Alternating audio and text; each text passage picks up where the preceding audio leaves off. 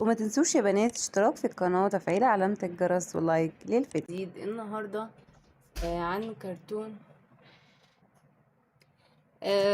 كرتونة من اوريفلام لسه جايباها الشهر ده، ان شاء الله هفتحها معاكم وهنشوف ايه ونشوف المنتجات.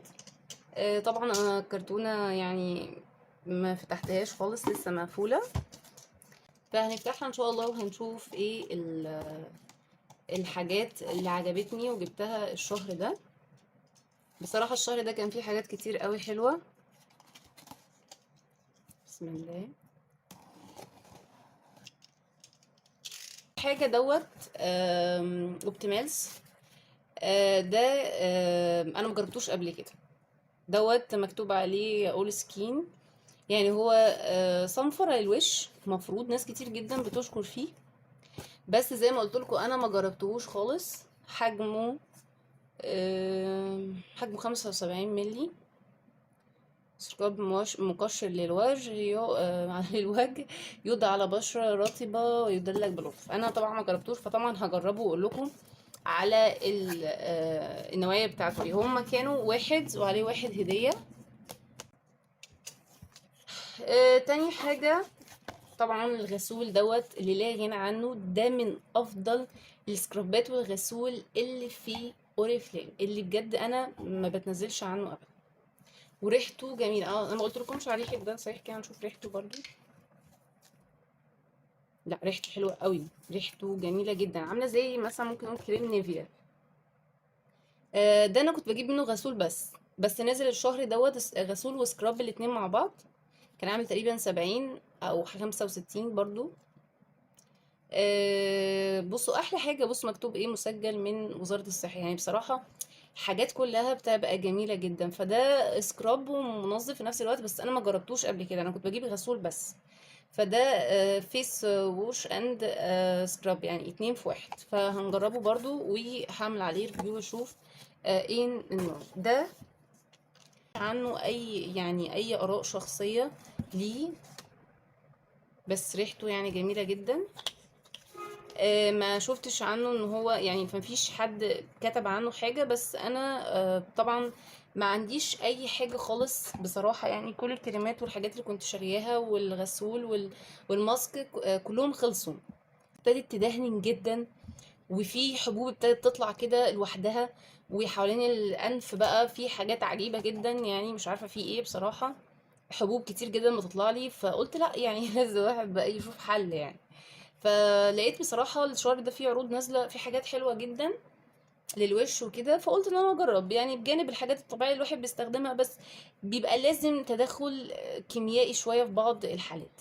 فده ماسك وفيه فيتامين مكتوب اي وبي 3 برضو. لسه ما جربتوش، هجربه برضو واعمل عنه ريفيو. و اخر حاجة بقى اشتريتها طبعا الحاجة العالمية اللي يعني يعني الدكاترة ذات نفسهم الجلدية بيكتبوا لناس، يعني ده بيتكتب لناس يعني. ده غسول سوري سكراب من نوفاش. هنشوف شكله، اول مرة في حياتي اشتريه، يعني انا ما اشتريتهوش قبل كده خالص، ولا جبته ولا اي حاجة، بس كان نازل الشهر ده برضو بسعر كويس، فقلت اجيبه واجربه. ريحته ريحته برضو جميلة جدا، ناس كتير جدا بتشكر فيه، بيقول بتبيض البشرة وكل الكلام دوت. فانا برضو معرفش ايه عنه، معرفش عنه اي حاجة بصراحة برضو. وجاي معاه حاجة مش عارفة ايه ده، إيه جاي معاه الروجيتا بتاعته. شوف مكتوب فيها عربي اصلا ولا لا. مكتوب فيها عربي. برضو هنبقى نقرا كل ده مع بعض ان شاء الله في مرة تانية، وهنشوف حاجة حاجة. انا طبعا ما اقدرش ان انا اقول لكم على حاجة وانا ما جربتهاش، يعني انا شارياها لسه ما اعرفش. يعني ما اعرفش الحاجة دي ايه، ما اعرفش ايه هتنفع، بس انه فيرج النوع دوت ده لكل انواع البشرة، مش بيبقى لان هو فيه اعمار، يعني في مثلا مش عمر بعد 30، قبل ال 30، بعد ال 40، 50 كده. فده لجميع انواع البشرة. واخر حاجتين او ثلاثة، دي رول من جورداني. يعني جولد اوريجينال. تمام. دي انا استخدمتها كتير بصراحة وحلوة جدا، بالذات لو هتتحط مع البرفيوم او مع آه السبراي بتاعها. وهنتكلم بقى عن اخر حاجة انا اشتريتها، بس انا الصراحة ما كنتش اعرف ان حجمها كده، يعني انا اتفاجئت بصراحة، انا اتفاجئت معاكم دلوقتي زيكم بالظبط. ده بلاشر من اوريفلام. بصراحة انا يعني مش عارفة حجمه صغير قوي بصراحة، انا ما تخيلتش ان تبقى حجمها كده، بس مش مشكلة. هنشوف الجودة بتاعته كده، شوف الفرشة.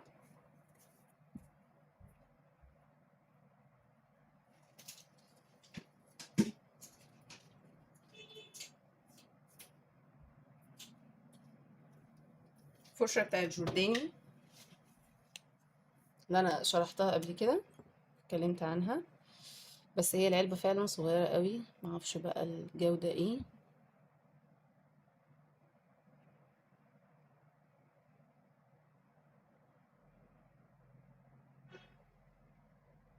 هي ما فيهاش لمعة خالص.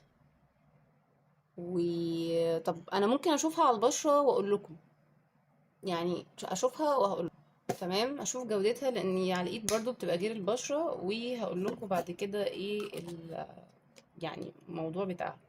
يعني بس ما مش عارف، انا كنت فاكراها اكبر من كده. اخر حاجة برفانة اللي عملنا عنها ريفيو قبل كده.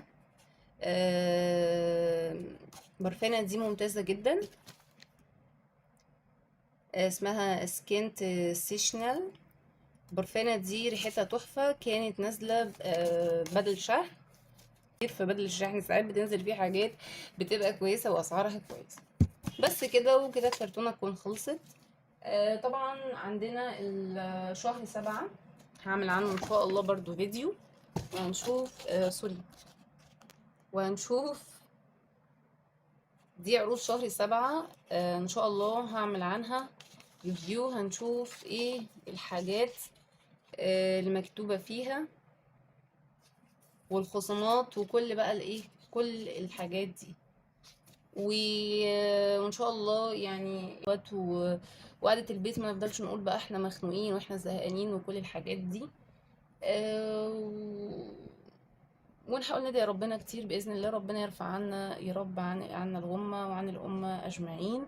وأتمنى الفيديو يكون عجبكم. ما تنسوش بقى لايك يا بنات وسبسكرايب للقناة عشان تشجعوني. وشكرا جدا لكل الناس اللي تعليقاتها بتوصل لي، بجد بشكركم جدا، تعليقاتكم جميلة جدا، والآن ليا الشكر أصلا على كل اللي انتوا بتقولوه لي. وان شاء الله هعمل ريفيو عن كل الحاجات ديت وهقول لكم رايي فيها بصراحه، وانتوا عارفين ان انا بقول الصراحه دايما. والسلام عليكم ورحمه الله وبركاته.